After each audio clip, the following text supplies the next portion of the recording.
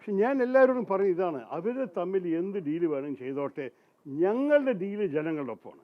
ഞങ്ങളുടെ ഡീല് ജനങ്ങളുടെ ഒപ്പമാണ്. ജനങ്ങളുടെ ഭാവിക്ക് വേണ്ടി ഞങ്ങൾ നിൽക്കുന്നു. ജനങ്ങൾക്ക് വേണ്ടി അവരുടെ ചിന്ത, അവരുടെ ആവശ്യങ്ങൾ മനസ്സിലാക്കി അവർക്ക് എന്താ ഭാവിയിൽ വേണ്ടത് അതിനു വേണ്ടിയിട്ടാണ് ഞങ്ങൾ ഇറങ്ങിയിരിക്കുന്നത്. നമ്മൾ കേരളത്തിൻ്റെ സ്ഥിതി കണ്ടു കഴിഞ്ഞാൽ എന്താണ് നമ്മുടെ ഭാവി, എന്തുകൊണ്ടാണ് ഈ സംസ്ഥാനത്തിൻ്റെ യുവാക്കളൊക്കെ ഈ സംസ്ഥാനം വിട്ടിട്ട് പോകുന്നത്? നിങ്ങൾക്കറിയാം കാരണം. അവർക്കിവിടെ തൊഴിലവസരങ്ങളില്ല, വേറെ സാധ്യതകൾ കാണുന്നില്ല. അന്യ സംസ്ഥാനങ്ങളിലോ അന്യ രാജ്യങ്ങളിലോ പോയിട്ടാണ് അവർ ജീവിക്കുന്നത്.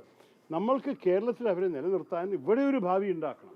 അതാണ് ഞങ്ങളുടെ ഉദ്ദേശം. BJP ഒരു 0 സീറ്റ് പാർട്ടി തന്നെയാണ്. അപ്പം ഞാൻ ഇനി ഇടയിൽ കൂടി ഇനി 1, 2, 3 അവർക്ക് സാധ്യത ഉണ്ടെങ്കിൽ മത്സരിച്ചിട്ടോട്ടെ. ഞങ്ങളൊക്കെ ശക്തമായി നിൽക്കണ്ടല്ലോ. പക്ഷെ അതും ത്രികോണ മത്സരമാണ്. നമ്മൾ നിൽക്കുന്നുണ്ട്, LDF നിൽക്കുന്നുണ്ട്. BJP എവിടെയും ഒരു റൺവേ ലീഡർ അല്ല. നമ്മൾ അവരൊപ്പം നമ്മൾ മത്സരിക്കും. നോക്കാം എന്ത് സംഭവിക്കും. ഇതൊന്നും കിട്ടാൻ പോകില്ല. 1, 2, 3 കിട്ടിയ വലിയ വിജയമായി സംസാരിക്കുക അവർ. പക്ഷേ അതും കൂടി ഞങ്ങൾ തടുക്കാൻ നോക്കുന്നുണ്ട്. നോക്കാം. ഒരു കാര്യം പറയട്ടെ, ഇത് 10 വർഷത്തിൻ്റെ ഒരു ആൻറ്റി ഇൻകംബൻസി തിരഞ്ഞെടുപ്പുമാണ്. ജനങ്ങൾ അസന്തുഷ്ടമായവർ ഈ സർക്കാരിനെ മാറ്റുമെന്ന് മനസ്സിലാക്കിയിട്ട് സ്വാഭാവികമായിട്ട് UDF വോട്ട് കൊടുക്കുക.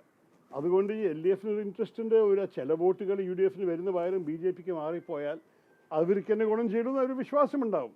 ഞങ്ങൾ ഇങ്ങനെയുള്ള മാത്തമാറ്റിക്സ് വെച്ചിട്ടല്ല ഞങ്ങൾ മത്സരിക്കുന്നത്. ഞങ്ങൾ ജനങ്ങളുടെ വിഷയങ്ങളെ മുന്നോട്ട് വെച്ചിട്ടാണ് മത്സരിക്കുന്നത് കേട്ടോ.